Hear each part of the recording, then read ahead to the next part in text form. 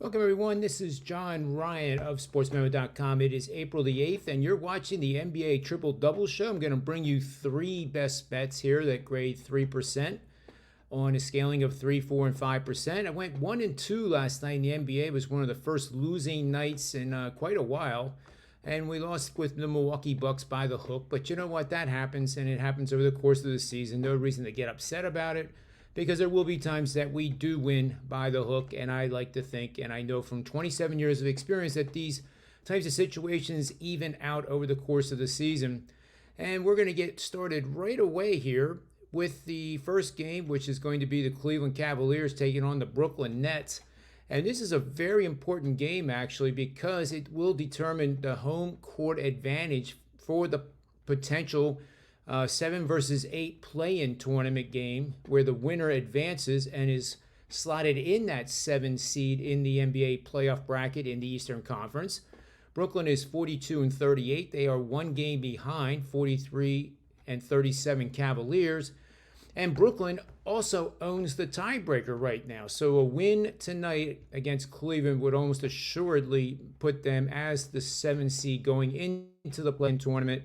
And again, to recap how that works, the play-in tournament is simply the 7 versus 8, the winner goes in. The loser of that game, say it is the Cleveland Cavaliers, they would play the winner of the 9 versus 10 game right now, which would be Atlanta versus Charlotte. Atlanta is 42 and 38 as well, tied with Brooklyn, but Brooklyn has the tiebreaker over them as well. They would be going up against the number 10 seed Charlotte Hornets, 41 and 39 on the season.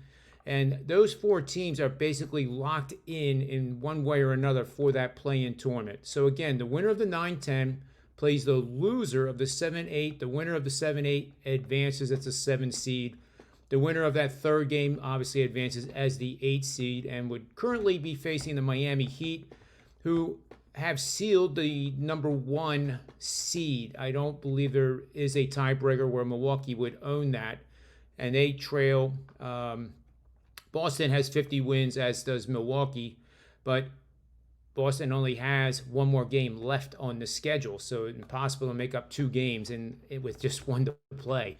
So I think Miami will be the number 1 seed. Philadelphia, Boston, Milwaukee are all competing for that 2 seed.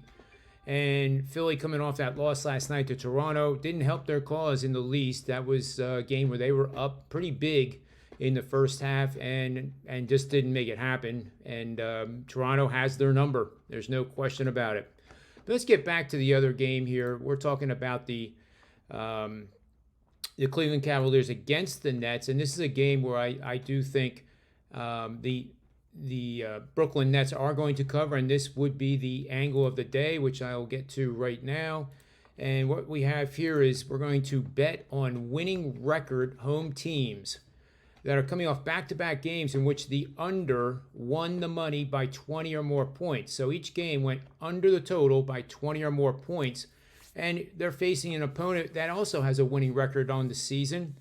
That would be Cleveland, and obviously this has done very well. 30 and 16 with one push against the spread for 65% winners over the last 5 seasons. This tells us to take the Brooklyn Nets tonight and minus the points.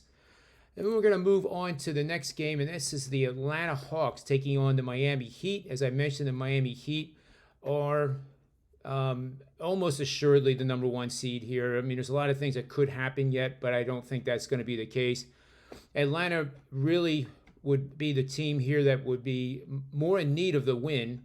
And as we see, the Miami Heat are 2-point dogs, and they are missing several players on the roster for this game tonight. We'll have to see as we get closer to the game time at 8 o'clock p.m. Eastern Standard Time who is playing, who is out, and make sure those are certainties before we would advance any type of recommendation on this game.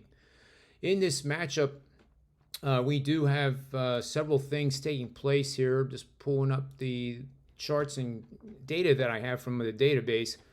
What we have here is just 1 second here, we have the Miami Heat, who are a decent ball handling team. I wish they were a little bit better because I really like this team, but they rank 18th in the association with a 1.757 assist to turnover ratio.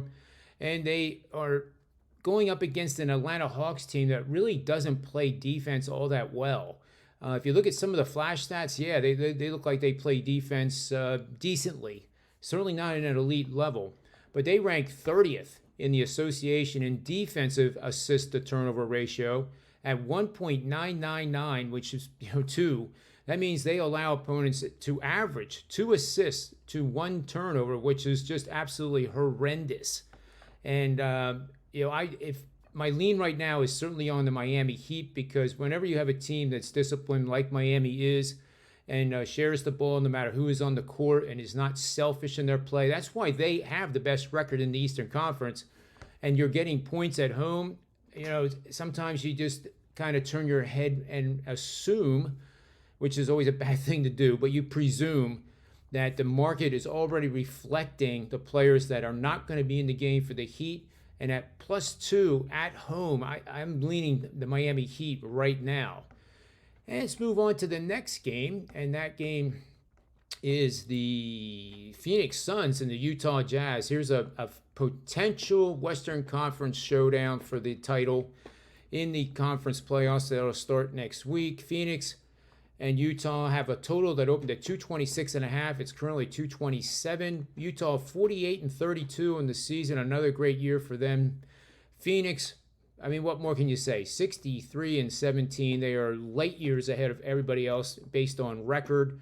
And when we look at some of these metrics that I was just talking about, Phoenix ranks number 3 in the association with a 2.114 assist to turnover ratio. This is a big metric in my models. It weights it more heavily than any other metric that I have, or ratio, such as effective field goal percentage, true shooting percentage, and the like. So this is a very important stat, and that's why the Suns have won over 60 games.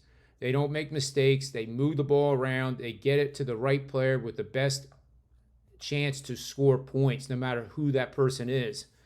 They also rank 5th in offensive scoring per game at 115 points per game.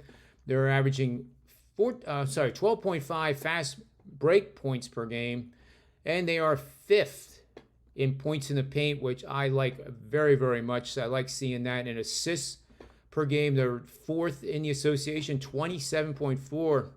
Folks, that's quite impressive. Now, Utah, it doesn't do a good job moving the ball side to side in the half-court sets, and it's as evidenced by a 1.599 assist to turnover ratio. They're going up against a Phoenix Suns defense, and this is where the big difference is. The Phoenix Suns defense is very good. It flies under the radar because they have over 60 wins. It doesn't get talked very much at all, if at all, by some of the major outlets. But they rank 2nd in the association with a 1.55 assist to turnover ratio allowed, and that is very, very impressive. They also are number 9, allowing 107.3 points per game, despite playing pretty darn fast. And that, again, exemplifies how good this Suns defense really is. So in this matchup, I actually like the under in this game. And that would be under the total of 226 points, I think, is where it was at. 227 right now. It's likely to go higher because that's what the betting public does. I wouldn't be surprised to see this line move up to 228.5 ahead of game time. So I would wait. And if you see anything above 227, that would be a qualification for a 3% best bet.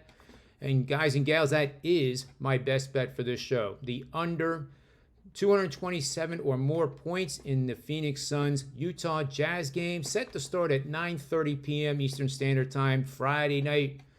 So thank you very much for watching this. We'll be back again Monday with another edition of the NBA Triple Double. And until then, do 2 things. Bet with your head and not over it. And may all the wins be yours. Thank you very much for watching and enjoy your night.